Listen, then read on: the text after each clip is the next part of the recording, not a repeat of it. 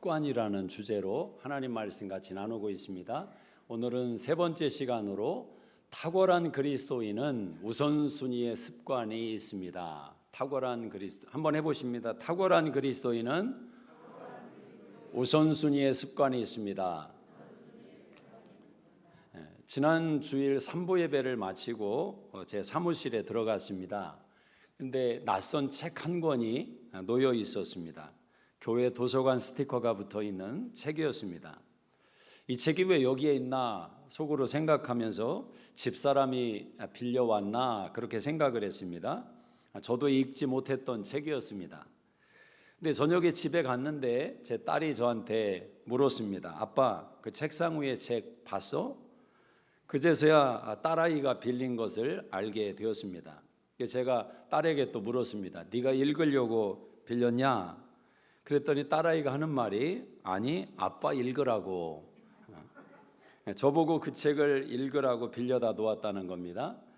그 책의 이름은 맥스 루케이도의 예수님처럼이라는 책이었습니다. 왜 딸이 그 책을 빌렸는지 그 이유는 묻지 않았습니다. 아마도 제 생각은 맥스 루케이도의 영어 책을 제가 한번 읽어보라고 했기 때문에 그 저자를 기억했던 것 같기도 하고, 근데 제가 그 책을 보면서 그 이름을 제목을 읽으면서 혼자 속으로 웃었던 이유가 있습니다. 저는 이렇게 해석을 했습니다. 아빠 보고 예수님 좀 닮으라고 얘가 이 책을 빌려다 놨구나. 딸아이가 빌려왔으니까 열심히 한번 읽어보았습니다. 근데 그 책의 내용 가운데 아주 시선을 사로잡는 문구가 있었는데, 딱 하루만 예수님이 당신이 된다면, 그런 문구였습니다. 딱 하루만 예수님이 당신이 된다면, 24시간 동안 예수님이 당신 침대에서 일어나 당신 신발을 신고 걸으며 당신 집에서 살고 당신 스케줄을 대신 맡는다면, 당신의 상사가 그분의 상사요, 당신의 어머니가 그분의 어머니요, 당신의 고통이 그분의 고통이 된다면, 상황은 하나도 변하지 않고 스케줄도 바뀌지 않지만 한 가지가 바뀐다라는 것입니다. 밤낮 하루 예수님이 그분의 마음으로 당신의 삶을 산다면 그분의 우선순위가 당신의 활동을 지배한다. 그분의 우선순위가 당신의 활동을 지배한다. 예수님이 딱 하루만 제 인생을 산다면 그분의 우선순위가 저의 우선순위로 바뀔 것이다 라는 것입니다. 여러분은 어떤 우선순위를 가지고 살아가십니까? 사람은 생각하든 생각하지 않든 자기가 살아내는 우선순위가 다 있습니다. 본능적으로 여기는 우선순위가 있죠. 가족이라는 주제는 항상 빠지지 않는 우선순위에 들어갈 것입니다. 이 책에서 저자가 이런 말을 합니다. 하나님은 당신을 있는 그대로 사랑하십니다. 그러나 있는 그대로 두시지는 않습니다. 있는 그대로 사랑하지만 있는 그대로 두시지 않는다. 참 귀한 말씀이라 생각을 합니다. 하나님은 우리의 우선순위에 관심이 있고 우리의 우선순위를 바꾸기를 원하십니다. 어찌 보면 신앙이라는 것은 우선순위가 바뀌어가는 여정이라고 생각할 수 있습니다. 우선순위는 우리의 집중된 마음의 방향인 것입니다. 여러분, 하루의 일과 중에 제일 많이 생각하는 내용이 무엇입니까? 그게 여러분의 우선순위입니다. 무의식적으로 떠오르는 생각, 가장 많이 내 마음과 내 사고를 지배하는 생각, 이게 우선순위다라는 것입니다. 간사님 죄송한데 여기 가운데 저 불빛 조명 그걸 조금만 좀 약하게 해주시기 바랍니다. 저는 몰랐어요. 이렇게 좀 사람이 묻어가지고 조명이 저게 너무 세면 여러분도 꼭 아시기 바랍니다. 너무 센 조명을 눈이 안 쳐다봐도 눈이 영향을 받는다고 합니다. 괜히 또 쓸데없이 곁길로 샜어요. 우선순위라는 것은 우리의 집중된 마음의 방향인데 하루 중에 가장 많이 생각하는 게 뭐냐? 구글이라는 인터넷에 2021년에 미국 사람들이 가장 많이 검색했던 단어가 무엇인가, 그 통계가 이렇게 나온 게 있습니다. 미국인들이 가장 많이 검색한 단어가 뭔가, 3위가 뭔가 봤더니 스티뮬러스 책이었습니다. 작년에 정부로부터 지원금을 우리가 다 받았지 않습니까? 그래서 참 좋았는데 올해도 나올라나 싶었더니 올해는 안 주는 것 같아요. 스티뮬러스 책이 3위였습니다. 2등은 AMC라는 스탁이었습니다. 아주 폭등해서 세간에 관심이 되었던 AMC 주식이 넘버 2, 사람들이 제일 많이 검색한 단어입니다. 그럼 1등은 뭐냐? 메가 밀리언스라는 복권이었습니다. 이 복권이 어느 정도로 돈이 모였느냐? 325 밀리언 달러가 모였습니다. 3,250억 원 1등을 하면 받는. 그래서 미국에 이 분야에 관심 있는 사람들이 검색을 가장 많이 했던 1등, 2등, 3등이 이렇다라는 거죠. 자, 어떻습니까? 저마다 내용은 좀 다른 것 같지만 미국인들이 2021년 동안 가장 많이 검색하고 관심을 가졌던 것이 뭐니 해도 뭐니였다라는 거죠. 물질과 관련된 내용에 사람들의 마음이 다 집중돼 있었던 것입니다. 모든 사람이 그런 가치관을 가지고 있는 건 아니지만 대체적으로 보면 동일한 것이 있습니다. 여러분, 자녀들이 좋은 대학에 들어가기를 부모는 다 원합니다. 좋은 대학에 들어갔으면 좋겠다. 그래서 공부를 시키고 뒷바라지를 열심히 합니다. 그럼 왜 좋은 대학에 들어가기를 원하는 것입니까? 그 이유는 좋은 잡을 얻었으면 좋겠다. 그럼 왜 좋은 잡을 얻었으면 좋겠다고 생각합니까? 좋은 샐러리를 받았으면 좋겠다. 그럼 왜 좋은 샐러리를 받으면 좋은 것입니까? 그래야 내가 인생을 살아보니까 평안하고 풍성한 삶을 살겠더라. 자, 다양한 요소의 기대와 내용이 담겨 있지만 그 근저 속에는 하나의 단어로 귀결되는데 바로 물질의 문제였다라는 것입니다. 여러분은 어떻습니까? 여러분이 일터에 나가면서 오늘 내가 돈을 좀 더 많이 벌어야 되겠다는 생각을 굳이 안 가질지라도 그 근저 속에는 물질을 향한 마음이 분명히 있을 겁니다.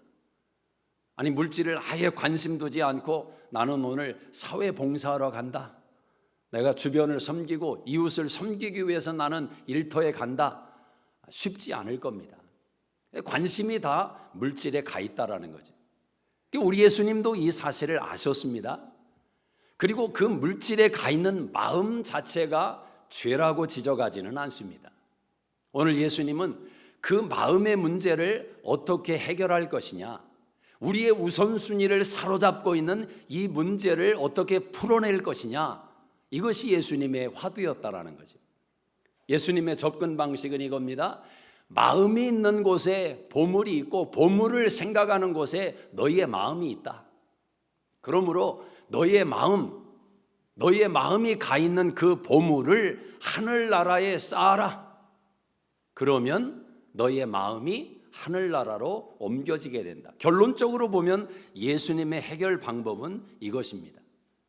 어떤 사람들은 물질을 신앙적으로 적대시하면서 물질을 소유하는 것에 대해서 부정적인 생각을 가질 수도 있습니다. 그래서 무소유를 주장하기도 하죠. 여러분, 무소유를 주장하는 것은 신앙적인 가치관은 아닙니다. 창세기 1장 28절에 보면 하나님은 부족한 세상을 지으신 분이 아니라 충만한 세상, 완벽한 세상을 지으시고 아담과 하와에게 다스리라고 말씀했습니다. 다스려라. 하나님은 저와 여러분이 주어진 인생의 하루 24시간, 일주일, 1년 365일을 다스리기를 원하십니다. 내가 어디에 몸을 담고 있든지 무엇을 하든지 어떤 분야에 종사하든지 하나님이 주신 역량을 가지고 지혜와 능력 속에서 최선을 다해서 경주하며 다스리기를 원하십니다. 소유를 만들기를 원하신단 말입니다. 기독교가 들어가는 나라마다 나라가 일시적으로 부강을 경험하는 이유가 바로 기독교 정신 속에 담겨져 있기 때문에 그렇습니다. 프로테스탄트의 윤리라는 그 책에 보면 기독교가 들어간 나라가 왜 강성하는가, 왜 부가 일어서는가, 사람들이 근면성실하고 또 함부로 낭비하지 않고 열심을 다해서 이득을 남기고 그 이득이 남긴 것이 또 서로 모여서 큰 자금을 만들고 그 자금이 사회 전반에 뿌려져서 산업 기반을 일으켜 세우고 이런 순작용이 계속 일어나기 때문에 기독교가 들어가는 나라는 부강해지는 환경적인 경험을 한다라고 주장을 하는 것입니다. 충분히 일리가 있는 내용이다라는 거죠. 다스림, 하나님은 여러분에게 다스림의 능력을 주셨습니다. 아멘이십니까? 다스리라, 다스리라, 충만하라, 다스리라. 그래서 이 다스림의 은혜가 조금 더 깊어지면 누림의 은혜로 가는 것입니다. 하나님은 저와 여러분이 누리기를 원하십니다. 아멘이십니까? 누리시기를 주의 이름으로 축복합니다. 누림이라고 하면 많이 가져야 누릴 수 있다고 생각하는데 그렇지 않습니다. 누림은 여러분의 마음, 생각으로부터 시작되는 겁니다. 믿음으로 누리는 것입니다. 하나님이 누리게 하셨으니까.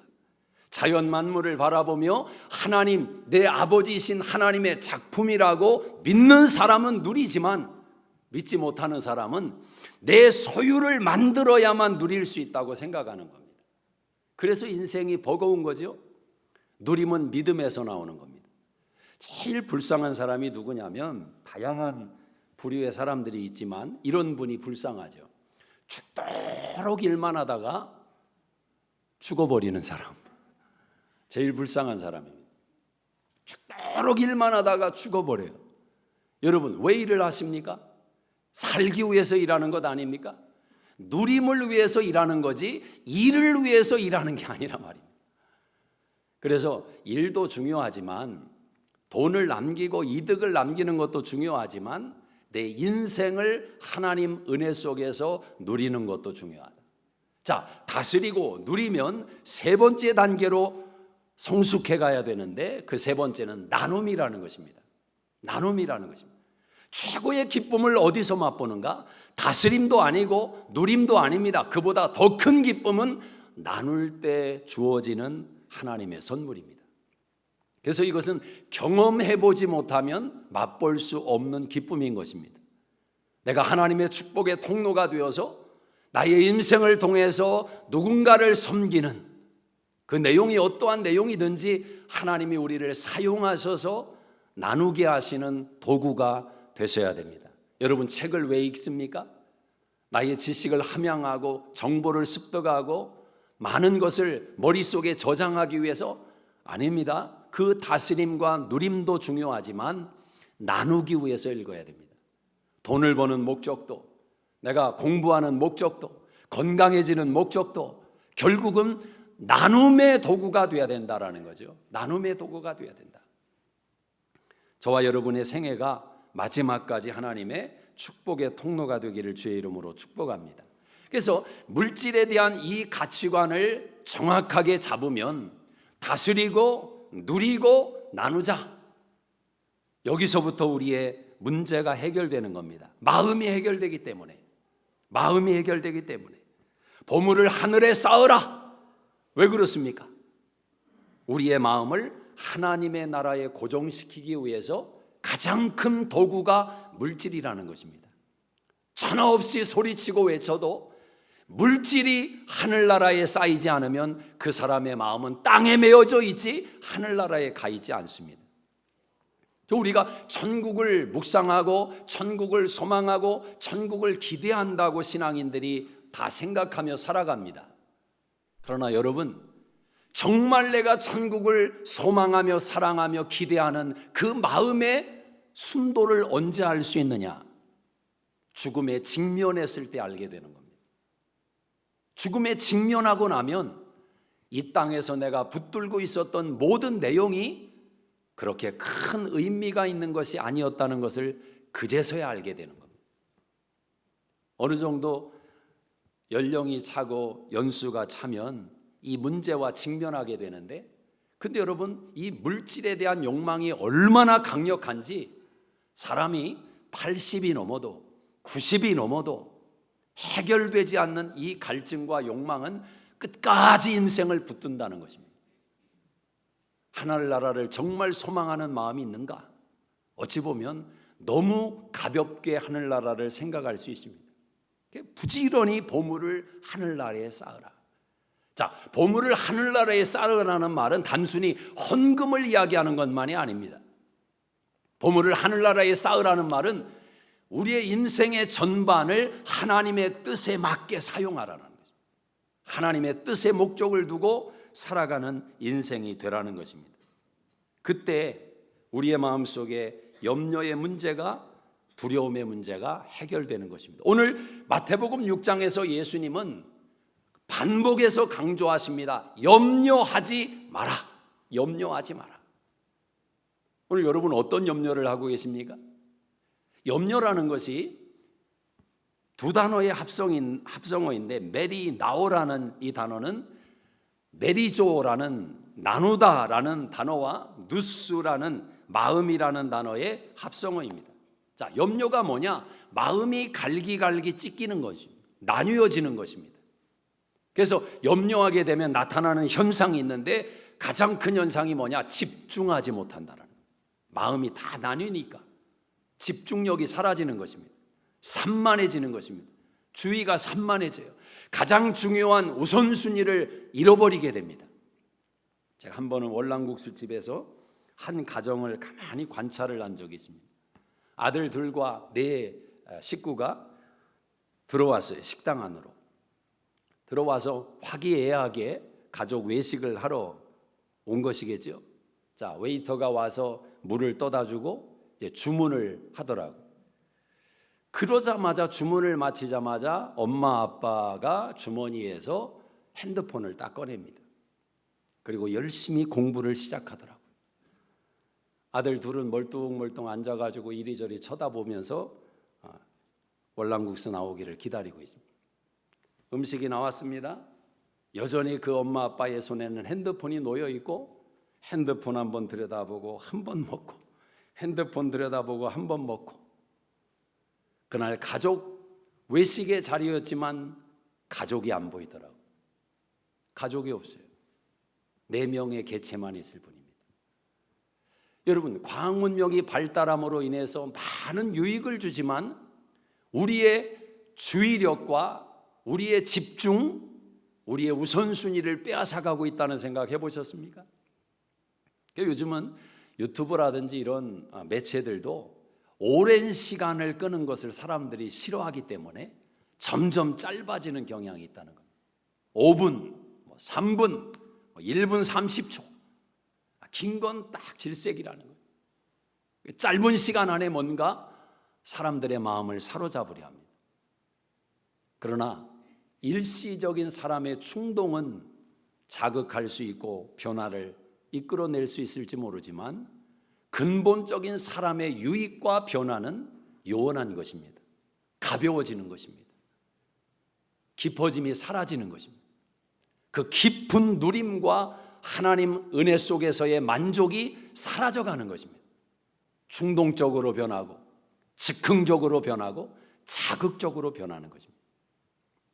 집중력이 사라진다. 또 염려하게 되면 실망하게 됩니다. 여러분 염려해 보셨습니까? 염려를 하다 보면 처음에는 A라는 문제로 염려하다가 너무 염려를 많이 하다 보면 A가 B를 낳고 또 B가 C를 낳고 염려가 자꾸 새끼를 칩니다. 그래서 나중에는 염려 덩어리를 만들어 버립니다. 염려는 결국 우리를 실망시킨다라는 거예요. 예수님 말씀이 너희가 염려함으로 그 키를 한 자나 더할 수 있느냐? 염려의 무익성을 말합니다. 염려는 아무 유익이 없다라는 것입니다. 내 마음만 갈기갈기 분열시켜 놓고 집중하지 못하게 만들고 실망하게 만들고. 또 예수님 말씀합니다. 너희가 염려하면 신앙의 정체성이 도대체 뭐냐는 겁니다. 여러분, 우리가 불신자들과 더불어 세상을 살아갈 때 그들이 염려하는 것이 무엇입니까? 예수님 말씀을 빌리면 먹는 문제, 마시는 문제, 입는 문제, 사는 문제, 다 의식주에 관련된 내용으로 세상도 다 염려한다라는 것입니다. 이번 주에는 매출이 얼마였고, 이번 주에는 이런 일이 있었고 저런 일이 있었고, 이런 염려와 이런 근심 걱정은 세상 사람도 다 하는 것인데, 너희가 그 염려 수준에만 갇혀 있다면 너희의 신앙의 근거가 뭐냐는 것입니다. 아니, 내가 너희의 하나님이라고 하는, 너희의 아버지라고 하는 신앙의 정체성이 도대체 무엇이냐는 거예요. 그래서 예수님이 이런 말씀을 동원하십니다. 공중나는 새를 봐라, 들에 핀 백합화를 봐라. 하나님이 다 먹이시고 입히시거든 하물며 너희일까 보냐. 여러분, 성경에서 아름다운 단어가 많지만 하물며라는 단어는 너무 소중한 것입니다. 공중나는 새, 수많은 지구상에 존재하는 새들이 누가 보살핍니까? 그 새들에게 먹이를 주는 사람이 얼마나 되겠습니까? 여행지에서나 가끔 빵을 사서 음식을 사서 그 새들에게 먹이를 주지만, 지구상에 얼마나 많은 새들이 존재하는데 그 많은 새들을 과연 누가 먹이고 누가 입힐 거냐라는 것입니다. 그런데도 새들은 없어지지 않고 해를 거듭해 가며 새끼를 낳고 하늘을 날아다니는 이유가 어디에 있습니까? 하나님이 먹이신다. 하나님이 먹이신다. 하물며 너희일까 보냐. 로마서 8장 32절에 자기 아들을 아끼지 않고 내어주신 하나님께서 구하는 자에게 좋은 것을 주시지 않겠느냐. 아들까지 주신 하나님께서 하물며 너희를 돌보지 않겠느냐라는 것입니다. 여러분, 하나님을 신뢰하십니까? 하나님이 여러분 삶에 책임져 주심을 믿으십니까? 그렇다면 우선순위를 그분에게 두라라는 것입니다. 우선순위를 정하라. 우리가 하나님을 우리의 우선순위로 삼으면 하나님이 우리의 인생을 우선순위로 삼으십니다. 아버지이기 때문에. 모든 인생은 넘버원 프라이어리티가 뭡니까? 자식입니다. 하나님이 당신의 자녀를 삼으셨다면 우리의 인생이, 여러분의 인생이 하나님에게 있어서 넘버원 프라이어리티가 되는 겁니다. 그때 염려의 문제가 해결되는 것입니다. 여러분, 우선순위를 정하는 것은 삶의 지혜입니다. 우선순위를 잘 정하는 사람이 성공합니다. 그래서 하루 일과를 시작할 때 작은 습관이지만 내가 오늘 처리해야 될 내용이 무엇인가에 대해서 딱 5분만 생각하는 습관을 들여도 그 사람의 인생이 훨씬 달라진다는 겁니다. 하루에 5분만 투자해서 내가 오늘 처리해야 될 일의 우선순위가 뭐냐? 한번 생각을 해보는 겁니다. 적어보는 겁니다. 그렇게만 해도 인생이 달라진다는 겁니다. 자, 그런데 하나님을 우선순위로 삼는 것이 참 어렵습니다. 우리가 믿음 안에서 신앙으로는 넘버원이 하나님입니다. 그리고 두 번째가 가족입니다. 뭐 이렇게 다 공식처럼 고백을 하지만 실제 삶의 현장에 부딪힘이 있고 삶의 치열한 갈등이 있고 전쟁이 벌어지는 현실 속에서 하나님을 넘버원으로 세운다는 것이 쉽지 않습니다. 그래서 예수님은 하나님을 넘버원으로 삼는 우선순위의 문제는 우리의 능력으로 되는 게 아니라 믿음의 문제라고 가르쳐 줍니다. 믿음이 적은 자들아. 믿음이 적은 자들아. 왜 믿지 못하느냐는 겁니다.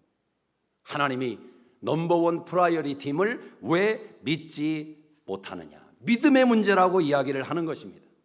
그렇습니다. 하나님이 저와 여러분의 우선순위가 되고 그 하나님을 신뢰함으로 그 하나님을 의지하며 살아가는 삶의 내용이 드러날 때 사랑하는 여러분, 하나님이 영광을 받으십니다. 하나님이 이방인들과 구별되는 우리의 생애를 통해서 영광을 받으신다라는 겁니다. 베드로는 굉장히 다혈질적이고 충동적인 사람이었습니다.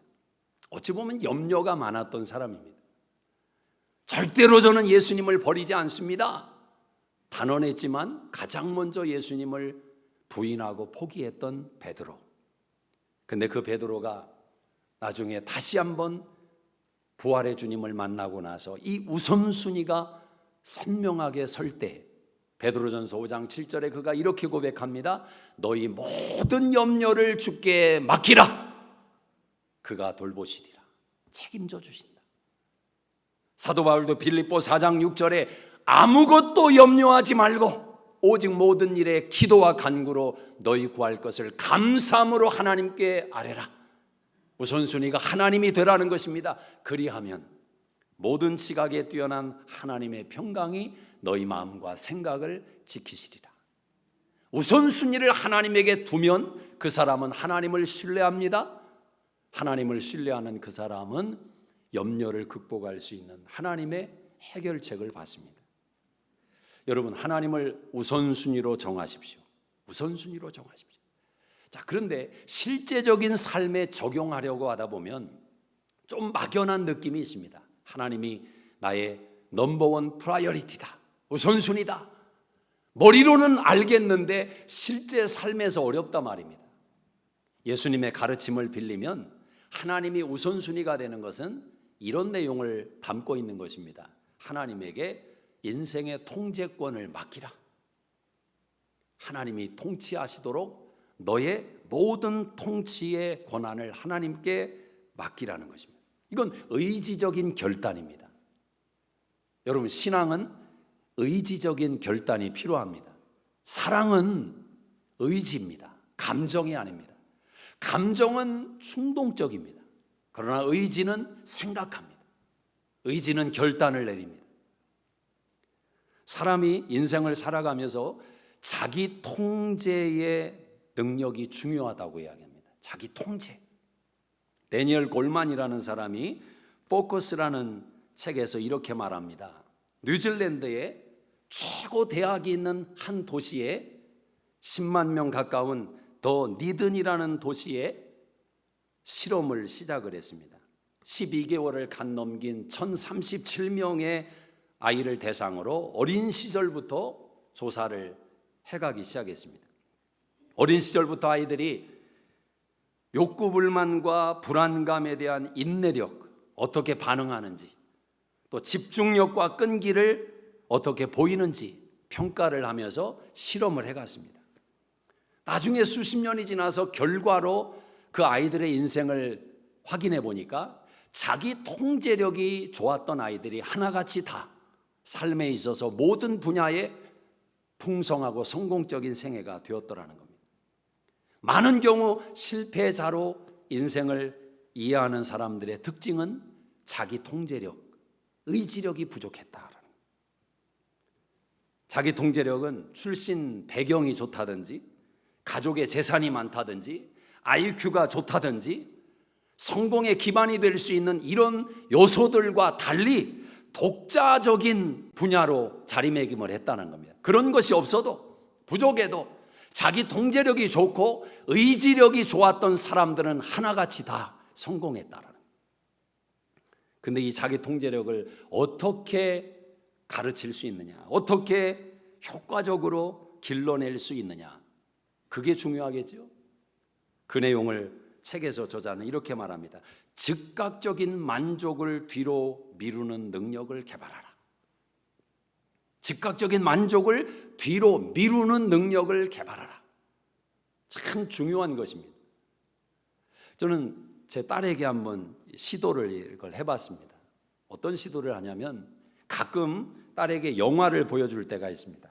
그럼 영화를 이제 보여준다고 하면 처음에 반응은 영화부터 보겠다라는 겁니다.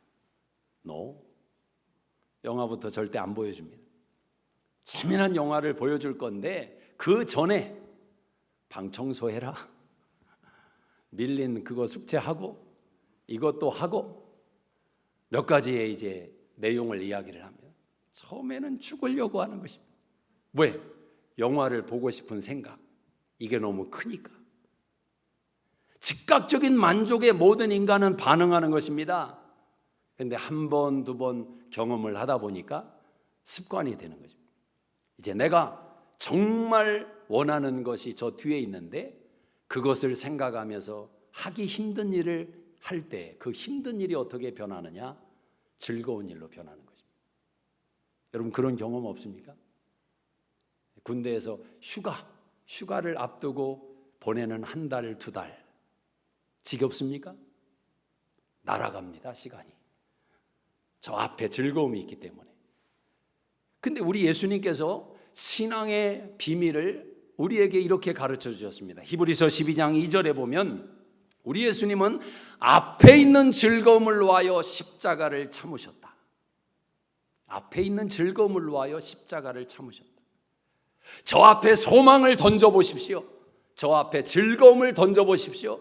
지금의 즉각적인 충동을 이겨낼 수 있는 힘이 올 것이고 지금의 고난을 이겨낼 수 있는 담대함이 올 것입니다. 저 앞에 즐거움 때문에. 여러분, 자녀들에게 꼭 기억하시고 습관을 들이는 좋은 내용으로 삼아 보시기를 바랍니다. 여러분도 마찬가지입니다. 나이가 들어도 세월이 그렇게 많이 지났는데도 충동에 넘어지는 사람, 지금의 충동. 아니, 의사분을 만나면 그렇게 경고를 받으면서도 절대로 단 거 드시면 안 됩니다. 절대로 그건 먹으시면 안 됩니다.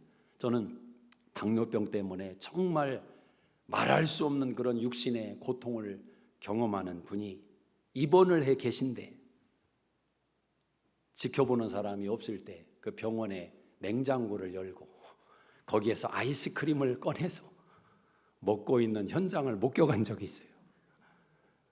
어려운 것입니다. 그만큼 어려운 것입니다. 지금의 충동, 뒤가 안 보이는 거죠. 그러나 우선순위를 아는 사람은 저 멀리 기쁨을 던져놓고 즐거움을 던져놓고 소망을 던져놓고 지금을 이겨내는 것입니다. 지금을 이겨내는 것입니다. 하나님에게 통제권을 넘기라.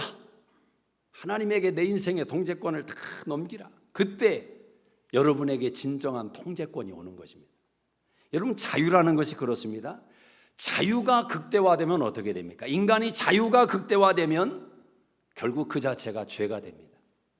창세기 3장의 선악과가 우리에게 그 사실을 보여주는 겁니다. 선악을 알게 하는 저 나무의 실과를 먹지 마라. 동산의 모든 실과를 먹을 수 있으나 저 실과를 먹지 마라.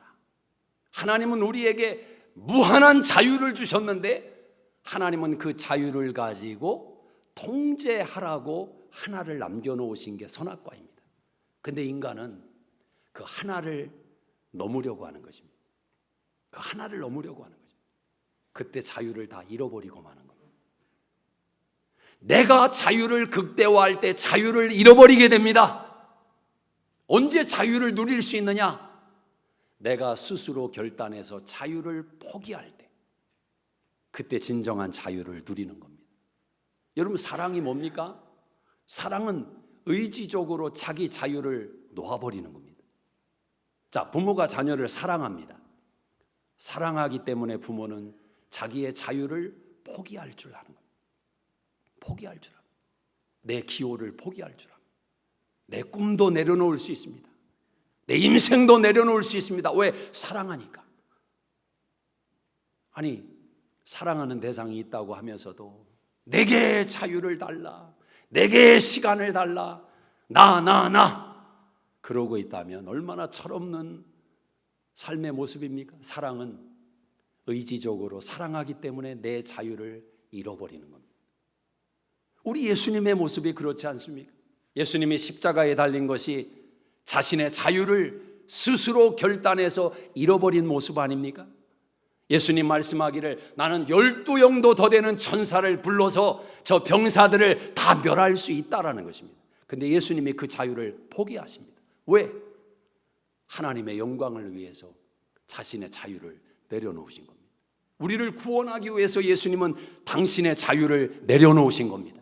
그 결과가 무엇입니까? 하나님이 그를 지극히 높여 모든 이름 위에 뛰어난 이름을 주셨다. 여러분, 우리가 하나님을 위해서 자유를 잃어버리면 우리 인생이 망가지는 것 같습니까? 그렇지 않습니다. 하나님이 진정한 자유자로 만들어버리십니다. 모든 얽매임에서 놓이도록 만들어버리시면 진정한 자유자로 하나님이 세워주신다. 진리를 알지니 진리가 너희를 자유케 하리라. 예수 그리스도 안에 이 자유가 있단 말입니다. 자신의 통치권을 하나님에게 넘기는 것이 하나님의 보호와 하나님의 인도와 하나님의 다스림을 받는 비결이다.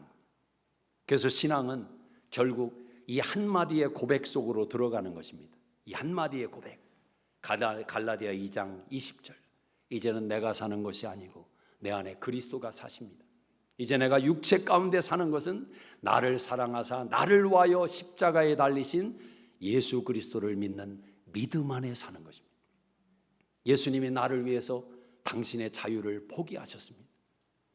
그 예수님 안으로 들어가서 내 육신의 자유를 다 내려놓고 예수 믿기 전에 내가 추구했던 내 인생의 통제권을 다 내려놓고 내 자유를 다 내려놓고 이제는 주님과 함께 다스리는, 주님과 함께 살아가는 인생으로 거듭나는 것입니다. 사랑하는 여러분, 여러분 삶의 가장 우선순위가 무엇입니까? 하나님과의 관계를 다시 설정해야 되지 않습니까? 그 하나님을 신뢰하며 그 하나님을 의지하며 그 하나님에게 통제권을 맡겨야 되지 않습니까? 탁월한 그리스도인 누구입니까? 그 하나님에게 우선순위를 두는 자. 탁월한 그리스도인 누구입니까? 그 하나님을 신뢰하는 자. 탁월한 그리스도인 누구입니까? 그 하나님의 나라와 그 의를 먼저 추구하는 인생. 그분에게 하나님은 자신의 모든 통제를, 모든 능력과 지혜를 동원해서 그의 인생을 살펴주시고 보호하시고 인도하시기를 시작합니다. 여러분의 꿈도 하나님에게 맡기십시오. 여러분의 계획도 하나님에게 맡기십시오. 여러분의 건강도 하나님에게 맡기십시오. 여러분의 자녀도 하나님에게 맡기십시오. 여러분의 미래도 하나님에게 맡기십시오. 모든 통치권을 하나님에게. 우리의 우선순위가 하나님에게 있습니다. 기도하겠습니다.